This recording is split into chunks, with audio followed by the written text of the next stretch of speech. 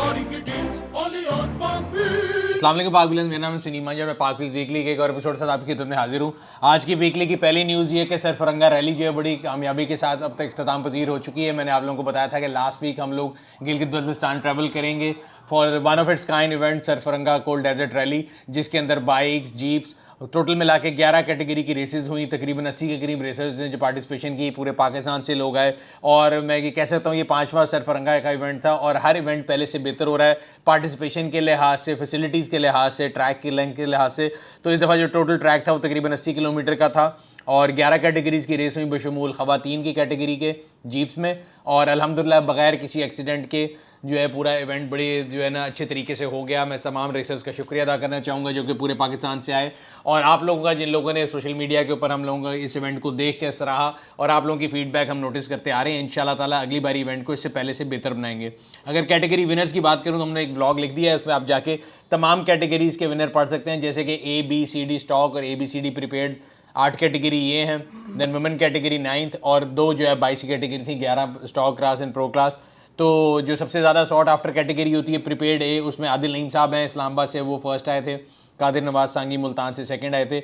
अमजद साहब जिनका ताल्लुक गिलगित से है वो थर्ड आए थे। इसी तरह बाकी तमाम कैटेगरी B में कासिम सैदी साहब फर्स्ट थे। अगर कैटेगरी C प्रीपेड की बात करें तो उसामा अमीर जो हैं वो फर्स्ट आए थे। इसी तरह कैटेगरी D प्रीपेड में जफ़र बलोच थे।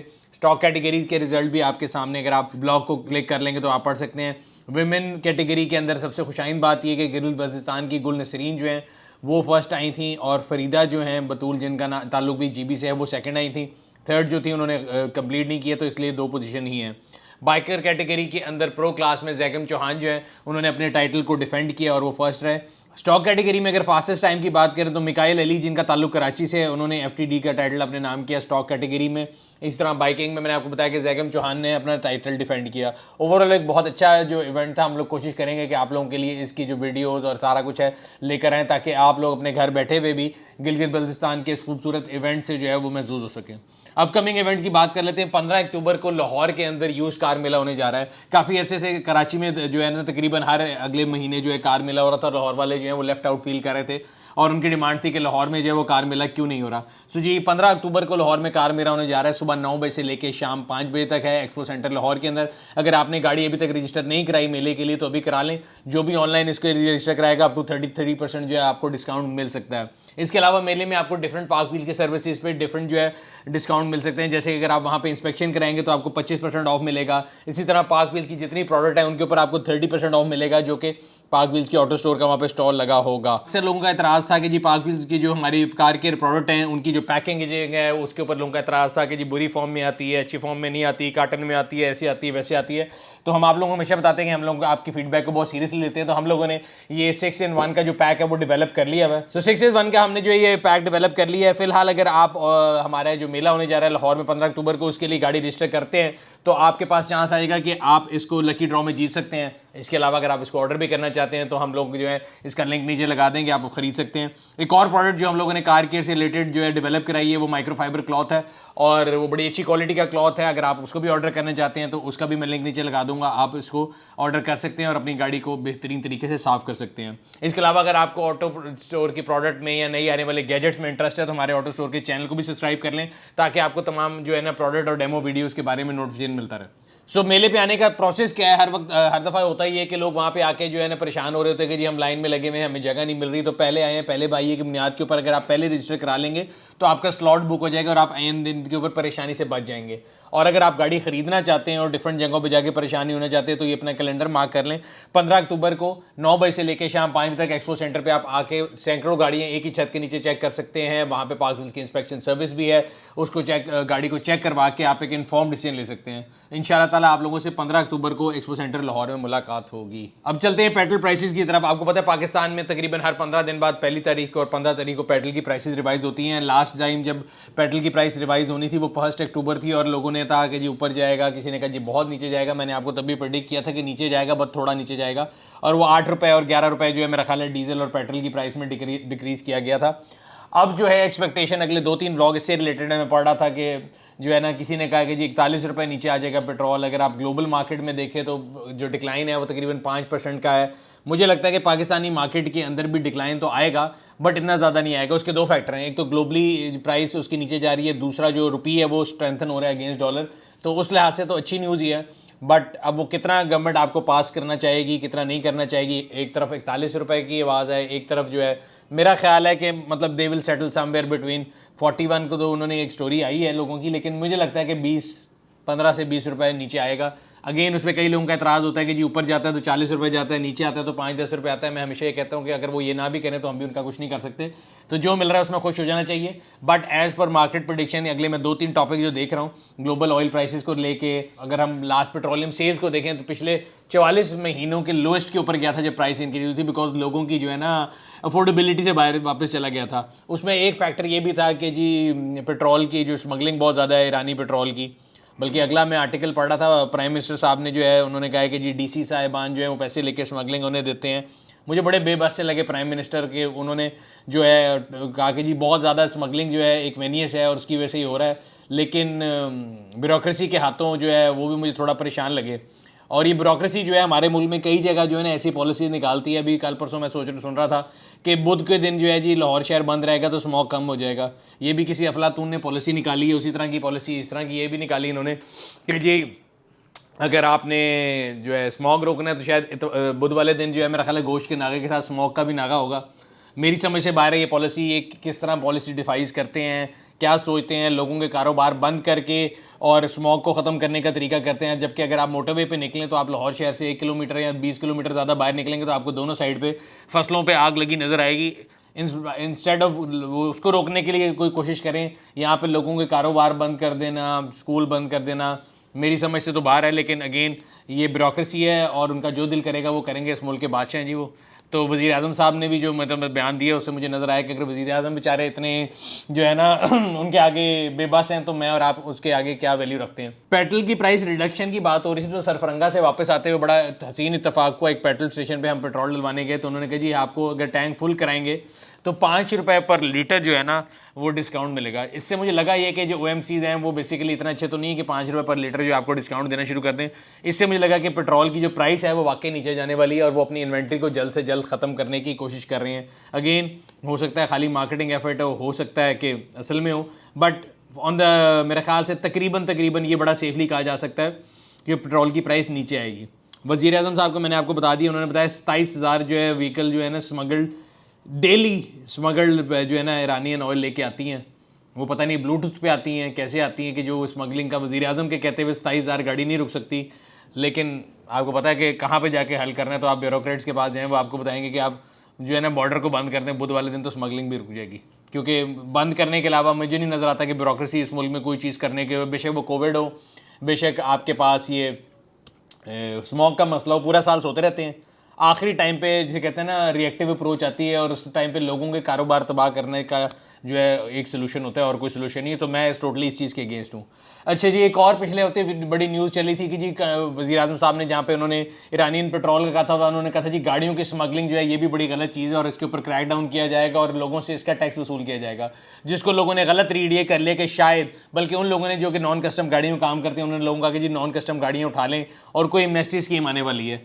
सो पिछले हफ्ते से काफ़ी लोगों ने फिर ये सवाल किए कि क्या अगर जी एमनेस्टी आ रही है, कोई नॉन कस्टम गाड़ी ले लें तो ऐसा करके अपने पैसे बर्बाद ना करें, क्योंकि जो पॉलिसी है वो बड़ी क्लियर है कि अगर आप एक नॉन कस्टम गाड़ी लेते हैं तो सरकार उसको जब्त करके जब उसको ऑक्शन करेगी तो उससे जो पैसे आएंगे उससे ड्यूटी के पैसे पूरे किए जाएँ। तो इसको ऐसे मत लिया जाए कि जी आप जो जिनके पास गाड़ी है शायद वही रेगुलराइज करा सकते हैं, ऐसा नहीं है। गाड़ी आपसे ले लेंगे, उसकी ऑक्शन करेंगे और ऑक्शन करके जो पैसे आएंगे वो सरकार के पास चले जाएंगे। तो कहीं भी एमनेस्टी नहीं आ रही, अपने पैसे ज़ाया ना करें। अच्छा जी, साथ साथ बात हो रही थी गवर्नमेंट की, और गवर्नमेंट के अंदर कहाँ जहाँ कहीं बुरे काम होते हैं वहाँ अच्छे काम भी होते हैं। तो पंजाब के अंदर जो चलान है उसको डिजिटाइज़ कर दिया जा रहा है, मेरे ख्याल से बहुत अच्छी चीज़ है। इससे पहले टोकन जो है उनको डिजिटाइज़ किया गया था, तो उसमें से जो एजेंट माफिया और रिश्वत का बाजार था वो ख़त्म हो गया। सिमिलरली अगर आप चलान जो है उसको भी टोटली डिजिटल कर देंगे तो इसमें जो लोगों के हाथ में रिश्वत और इस तरह की चीज़ें होती थी वो या तो कम हो जाएंगी या ख़त्म हो जाएंगी। तो I think it's very good effort, और अगेन जहाँ पे एक पॉजिटिव चीज़ हो वहाँ पे अप्रिशिएट ज़रूर करना चाहिए। अब ऑटो इंडस्ट्री की तरफ आ जाते हैं। ऑटो इंडस्ट्री के अंदर डिफरेंट किस्म की जो है ना आजकल सूरत हाल है। मैं आपको बता रहा था कि पिछले तकरीबन 1.5 साल से जब से एलसी नहीं खुल रही, मार्केट में सप्लाई डिमांड का अजीब सा गैप है। हालांकि अगर लॉजिकली देखा जाए तो गाड़ियों के पार्ट्स इंपोर्ट नहीं हो रहे, गाड़ियां बंद कम रही हैं, तो सेल जो है कम हो रही है, प्रोडक्शन भी कम हो रही है, तो सप्लाई जो है वो कम होनी चाहिए, डिमांड ज़्यादा होनी चाहिए। But thanks to depreciating currency of Pakistan गाड़ियाँ इतनी महंगी हो चुकी हैं कि लोगों की डिमांड है ही नहीं बिल्कुल गाड़ियों के लिए। और आप किसी भी ब्रांड की कोई भी गाड़ी शोरूम पे जाके जो है ना ले सकते हैं। बल्कि बड़े मज़े की फ़नी ऑफरें आ रही हैं। आज ही मैं पढ़ा था कि कोई एक कंपनी की गाड़ी थी, वो तकरीबन 12 लाख रुपए के करीब रिबेट बनता है अगर आप इंश्योरेंस फ्री, रजिस्ट्रेशन फ्री, साल की मेंटेनेंस फ्री कर रहे थे। और इसकी रीज़न ये नज़र आती है कि मार्केट में डिमांड नहीं है। ऐसे मौके पे जब डिमांड नहीं है तो जिसे कहते हैं ना कि अजीब सी सूरत हाल ये है कि डिफरेंट कंपनियों की आपने देखी होगी, पहले तकरीबन 2-3 हफ्ते जो है प्रोटॉन की डीलरशिप रिज़ाइन करने का जो है वो चलता रहा कि जी उन्होंने डीलरशिप रिज़ाइन कर दी, 1-2-3 रेन ड्रॉप की तरह डीलर रिज़ाइन कर रहे थे। अब जब ऐसे हालात आते हैं, ऑब्वियसली कंपनियों की सेल कोई नहीं है, तो जो डीलर हैं वो भी परेशान है। हम डीलर रात से मिलते हैं, उन्होंने बहुत ज़्यादा इन्वेस्टमेंट की होती है, तो वो बड़े परेशान है कि यार हम क्या करें, हम अपने जो है पैसे कैसे पूरे करें, हमने इतनी इन्वेस्टमेंट की हुई है। ख़ास तौर पे वो कंपनियां जिनकी गाड़ियों की प्रोडक्शन और सेल कम है, उनके डीलर बहुत ज़्यादा परेशान हैं। और इसी केस में हमने देखा कि होंडा ने अपने एक डीलरशिप को टर्मिनेट किया ऐसी सूरत हाल में। अब उसकी क्या रीज़न है क्या नहीं, मुझे ये लगता है कि जब हालात परेशान कन होते हैं तो दोनों तरफ से, जो कहते हैं ना, बर्तन खड़कना शुरू हो जाते हैं बुरे हालात के अंदर। तो होंडा ने अपने एक डीलर को जो है फायर किया है, इसी तरह सुजुकी ने भी अपनी एक डीलरशिप को टर्मिनेट किया है होंडा के पीछे। अगर आप पढ़ना चाहते हैं तो अगेन इसके बारे में डिटेल आप पढ़ सकते हैं आर्टिकल के अंदर। तो ये दो डीलर जो हैं, मतलब होंडा सुजुकी गए, उससे पहले जो है आपके सामने प्रोटॉन के डीलरों की बारिश थी। तो ये कोई अच्छी बात नहीं है, लेकिन अगेन ये सूरत हाल है ऑटो इंडस्ट्री की बताती है। अगला टॉपिक भी आपको ऑटो इंडस्ट्री की सूरत हाल ही बता रहा है कि पाक सुजुकी ने अपनी जो है ना ऑल जितनी गाड़ियों के ऊपर ऑफरें लगाई हुई थी वो एक्सटेंड कर दी हैं। किसी के ऊपर पता नहीं फाइनेंसिंग की ऑफ़र है, किसी के अंदर मेंटेनेंस की ऑफ़र है। तो हर तरफ अक्रॉस द बोर्ड आप एमजी पे चले जाएं, एमजी वालों ने भी कोई ऑफ़र लगाई हुई है कि जी आपने रिफंड ऑफर है 2-3 लाख रुपए की। Again I am not here to market anybody, but ये सारी जो है ना, इससे पता ये लगता है कि ऑटो इंडस्ट्री की सूरत हाल असल में क्या है। बिकॉज जब आपका जिसे कहते हैं ना माल नहीं बिक रहा होता तो आप डिफरेंट ऑफरें लगाते हैं। पिछले 1-1.5 हफ्ते के अंदर डॉलर जो है वो काफ़ी ज़्यादा कंट्रोल हुआ है। गवर्नमेंट ने जो है ना माफियाज के ऊपर काफ़ी कंट्रोल किया है, और जो डॉलर 350 के करीब चला गया था वो अब 280 के करीब आ चुका है। अक्सर लोगों का ये सवाल होता है क्या ऑटो इंडस्ट्री की कंपनियां जो है वो अपनी गाड़ियों की प्राइस कम करेंगी, तो मेरा जवाब है नहीं। रीज़न ये है कि उन्होंने 280 के ऊपर जब डॉलर था उसके बाद प्राइस बढ़ाई नहीं थी, बिकॉज उसके ऊपर भी कोई गाड़ी लेने को राजी नहीं था। तो डॉलर बेशक जितना मर्जी ऊपर गया था, उन्होंने प्राइस ज़्यादा नहीं की थी, सिवाय मेरा ख्याल है किया और हुंडई ने शायद 1-2 वेरिएंट्स की प्राइस बढ़ाई थी। वो ऑब्वियसली उनको नीचे कर लेनी चाहिए, ना उस प्राइस पे बिक रही थी ना उससे पिछली प्राइस पे बिक रही थी। तो इसलिए प्राइस वाला कोई सीन नहीं है। मार्केट के अंदर जो डिमांड है वो बिल्कुल जीरो के ऊपर है, और उसकी रीज़न ये है कि आप जो है जब तक लोकलाइजेशन नहीं करेंगे, ये रियलिटी है, जिसे कहते हैं ना राइटिंग ऑन द वॉल, अगर ऑटो इंडस्ट्री ये नहीं पड़ेगी तो उनकी सेल नहीं होगी। और मैंने आपको पिछले हफ्ते बताया था कि होंडा ने एक ऐसा कारनामा किया कि उन्होंने 125 गोल्ड एडिशन निकाला है, और गोल्ड एडिशन जितनी वो चमकदार चीज़ थी उतनी चमकदारी से उनकी आंखों में वापस आया है। और उसकी रिजल्ट ये है कि आपको सामने उन्होंने इंस्टॉलमेंट ऑफर निकाल दी है। तो अगर आप भी असली सोना बनना चाहते हैं तो आप CD 125 गोल्ड एडिशन जो है ना वो होंडा की जो है ऑफर उससे फेल कर सकते हैं। अच्छा, एक तरफ डॉलर नीचे आ रहा है, ऑटो इंडस्ट्री से लोगों की एक्सपेक्टेशन है कि वो प्राइस अपनी डिक्रीज करेंगे। सुजुकी जो है वो एक उल्टे उस पर चल रहा है। सुजुकी ने अपनी बाइक की प्राइसेस फिर बढ़ा दी हैं। अब मेरी समझ से बाहर है कि वो कहाँ से प्राइसिंग कर रहे हैं, कौन सी कॉस्टिंग पे जाके आ रहे हैं, या किन के लिए वो मोटरसाइकिल बना रहे हैं, मेरी समझ से टोटल बाहर है। बट अगेन ये न्यूज़ मेरे सामने आई थी तो मैं आपसे शेयर कर लेता हूँ। आखिर में असल में जो स्मोक का इशू है उसके लिए बुध की छुट्टी करने से स्मोक ख़त्म नहीं होगा। मेरे ख्याल से अगर हम अपना लाइफस्टाइल चेंज करेंगे तब जो है ना स्मोक ख़त्म होगा। और उसकी रीज़न ये है कि अगर हम स्कूलों में और यहाँ का जाने के लिए गाड़ियों का इस्तेमाल बेदरेक करते रहेंगे, फ्यूल जलाते रहेंगे, तो पोल्यूशन कभी ख़त्म नहीं होगी। नवंबर दिसंबर में थोड़ा ज़्यादा फील होता है, अगर बाकी भी साल के महीने लगाएं तो हमारा जो इंडेक्स है एयर का वो इतना साफ़ नहीं है। तो उसके लिए मेरे ख्याल से गवर्नमेंट लेवल पर हमें ज़रूरत इस बात की है कि हम जो है ना रस्तू, जो कागजी रस्तू हैं जिनको एकदम याद आता है और वो जाके एक दिन की छुट्टी कर देते हैं, उनसे बाहर निकलें और रियलिटी के बारे में सोचें। बिकॉज ये मेरे, आपके और हमारे आने वाली नस्लों के बारे में जो है ना, उनके फ्यूचर के बारे में बड़ा इंपॉर्टेंट चीज़ है। और अगर हम हफ्ते की एक छुट्टी करके स्मॉग को ख़त्म करने की कोशिश करेंगे तो ये बेवकूफ़ी है। ऐसे ही है जैसे हमने चंद लोगों को मास्क पहना के कोविड को रोकने की कोशिश की थी और बड़े नारे लगाए थे कि जी कोविड से डरना नहीं, लड़ना है। तो ना आप कोविड से लड़ सकते थे, ना आप किसी और कुदरती आफत से लड़ सकते हैं, ना आप स्मॉग से लड़ सकते हैं, अगर आप अक्लमंदी का मुजाहरा नहीं करेंगे। हमारे यहाँ पे एक जनरल ये रूल है कि जी वो अफसर शाही दफ्तर में बैठ के एक रूल बना लेते हैं ना उनको कोई ग्राउंड रियलिटी का पता होता है, ना उनको कोई आइडिया होता है। पिछले हफ्ते हम ये सरफरंगा से वापस आ रहे थे, तो ये हमेशा मेरे साथ होता है, इसलिए मैं बड़ा क्लियरली इस बात को भी मेंशन कर देता हूँ। चिलास और बाबूसर के दरमियान एक 0 पॉइंट आता है, वहाँ से ऊपर जाते हुए हर दफ़ा जब आप टूरिस्ट जाएंगे तो वो आपको तंग करेंगे। जब आप उनसे रोकेंगे तो पता लगेगा कि जी हमें तो जी फलाने साहब ने ऑर्डर दिया है, साहब को पूछो तो साहब पता करते हैं कि जी मुझे नीचे वालों ने बताया कि वहाँ बर्फ़बारी हो रही है, जबकि असल में ऐसा कुछ नहीं होता। सो हम लोगों ने ये कुछ एक्सपीरियंस करके देखा हुआ है। सो ग्राउंड रियलिटी कुछ और होती है, असल में कुछ और होता है। तो अगर हम अपनी आंखें, एक उर्दू की बड़ी मिसाल है कि अगर बिल्ली को देखे कबूतर आंखें बंद कर ले तो बिल्ली उसको छोड़ती नहीं है। इसी तरह स्मॉग हो या कोई भी इशू हो, अगर हम इस चीज़ के ऊपर रहेंगे कि जी अगले हमारे लिए करेंगे और साहब बहादुर सोचेंगे, तो साहब बहादुर कुछ नहीं सोचेंगे। साहब बहादुर अपने कमरे में बैठ के सरकारी वीगो के अंदर या एसी वाले कमरे में बैठ के जो फैसला कर रहे थे, उनको ग्राउंड रियलिटी के बारे में कुछ इन्फॉर्मेशन नहीं होती। ये मैं आपको बड़ा प्रैक्टिकली बता रहा हूँ। तो सिमिलरली स्मॉग के लिए भी जो बैठ के काम कर रहे होंगे, वो जिस गाड़ी में बैठ के आ रहे होंगे, वो सबसे ज़्यादा पोल्यूशन क्रिएट कर रही होगी। तो एक दिन की छुट्टी से कोई स्मॉग क्रिएट जो है होना नहीं रुकेगा। हमें ये चाहिए कि हम अपने लाइफस्टाइल को करेक्ट करें, हम लोग अपनी जो गाड़ियों का इस्तेमाल है उसको कम करें, अपनी लाइफ के अंदर हेल्दी एक्टिविटीज़ लेके आएँ, साइकिलिंग के ऊपर आ जाएँ, इलेक्ट्रिक स्कूटर्स के ऊपर शिफ्ट कर जाएँ। और हर बंदा जो है ना, जब ये कतरा कतरा करके दरिया बनेगा तो मेरा ख्याल है ओवरऑल आपका जो क्लाइमेट है वो बेहतर हो जाएगा।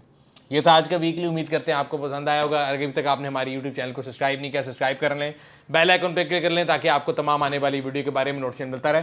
आपसे अगले हफ्ते फिर मुलाकात होगी, तब तक अपना और अपने गिरदन वाकिलों का ख्याल रखिएगा। शुक्रिया।